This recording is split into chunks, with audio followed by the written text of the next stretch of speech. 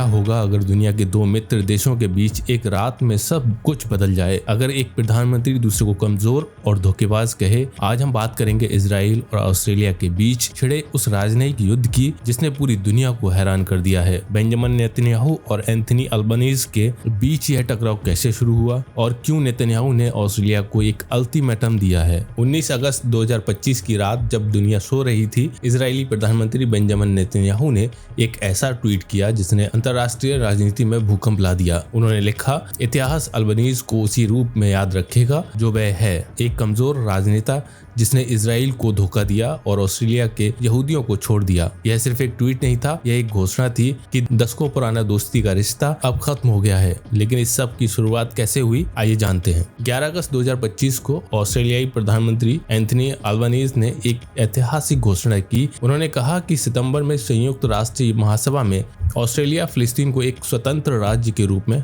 मान्यता देगा। अल्बनीज ने कहा, दो राज्य समाधान ही मध्य पूर्व में हिंसा के चक्र को तोड़ने और गाजा में संघर्ष, पीड़ा और भूखमरी को समाप्त करने की मानवता की सबसे बड़ी उम्मीद है। यह निर्णय अकेले ऑस्ट्रेलिया का नहीं था, फ्रांस, कनाडा और यूनाइटेड किंगडम भी इसी दिशा में बढ़ रहे थे। लेकिन नेतन्याहू के लिए यह घोर विश्वासघात था। उन्होंने इसे हमास को पुरस्कार देने जैसा बताया। लेकिन कहानी यही खत्म नहीं होती, इससे भी गहरी साजिश चल रही थी। स्काई न्यूज ऑस्ट्रेलिया की एक खुलासा रिपोर्ट में पता चला कि नेतन्याहू ने 17 अगस्त को अल्बनीज को एक गुप्त पत्र भेजा था। इस पत्र में क्या लिखा था वो आपको हैरान कर देगा। नेतन्याहू ने लिखा, आपकी फिलिस्तीनी राज्य की वकालत इस यहूदी विरोधी आग में ईंधन का काम कर रही है। यह राजनीति नहीं, तुष्टीकरण है। यह हमास आतंकवाद को पुरस्कार देता है। लेकिन सबसे चौंकाने वाली बात यह थी कि नेतन्याहू ने अल्बनीज को एक डेडलाइन दी थी, 23 सितंबर 2025, यहूदी नया साल, रोश हशाना तक। उन्होंने लिखा, कमजोरी को कार्रवाई से, तुष्टीकरण को दृढ़ता से बदलें। नेतन्याहू ने डोनाल्ड ट्रंप को आदर्श बताते हुए कहा, यहूदी नागरिकों के अधिकारों की सुरक्षा की है, जबकि ऑस्ट्रेलिया में यहूदी विरोधी हमले बढ़ रहे हैं। पत्र के अंत में नेतन्याहू का व्यक्तिगत हस्ताक्षर था। इतिहास हिचकिचाहट को माफ नहीं करेगा, वह कार्रवाई को सम्मान देगा। 18 अगस्त को राजनयिक संकट और गहरा हो गया। ऑस्ट्रेलियाई गृह मंत्री टोनी बर्क ने इजरायली सांसद सिमचा रॉथमैन का वीजा रद्द कर दिया।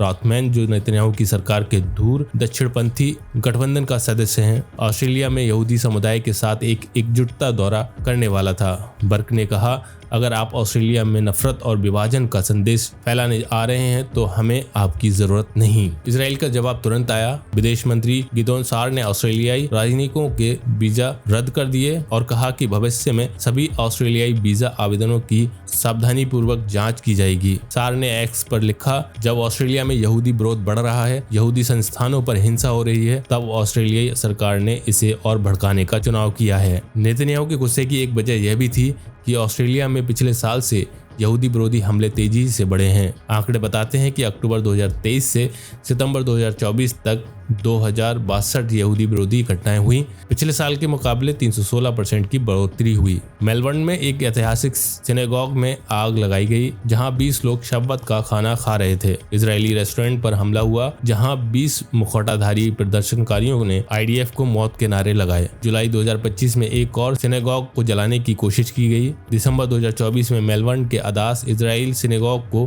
पूरी तरह नष्ट कर दिया गया। नेतन्याहू के अनुसार यह सब महामारी का रूप ले चुका है और अल्बनीज सरकार इसे रोकने के बजाय बढ़ावा दे रही है। नेतन्याहू के इस व्यक्तिगत हमले की अंतर्राष्ट्रीय स्तर पर आलोचना हुई। इजरायली विपक्षी नेता यायर लपिड ने कहा कि नेतन्याहू पश्चिमी दुनिया का सबसे जहरीला नेता है और उसके साथ टकराव किसी भी लोकतांत्रिक नेता को मजबूत बनाता है। ऑस्ट्रेलियाई गृह मंत्री टोनी बर्क ने जवाब दिया, ताकत इससे नहीं मापी जाती कि आप कितने लोगों को मार सकते हैं या कितने बच्चों को भूखा रख सकते हैं। इसी बीच फ्रांस के राष्ट्रपति इमैनुअल मैक्रों को भी नेतन्याहू का एक सम्मान पत्र मिला, जिसमें फ्रांस में यहूदी विरोध बढ़ाने का आरोप लगाया गया। फ्रांसीसी सरकार ने इसे घृणित और गलत बताया। दिलचस्प बात यह है कि अब तक 147 देश फिलिस्तीन को मान्यता दे चुके हैं। अगर सितंबर में यूके, फ्रांस, कनाडा और ऑस्ट्रेलिया भी शामिल हो जाते हैं तो G20 के 14 देश फिलिस्तीन को स्वीकार करेंगे। यह राजनीति सिर्फ दो देशों के बीच नहीं है, यह दिखाता है कि इजराइल कितना अलग थलग पड़ता जा रहा है। न्यूजीलैंड के प्रधानमंत्री ने कहा कि नेतन्याहू ने अपना दिमाग खो दिया है।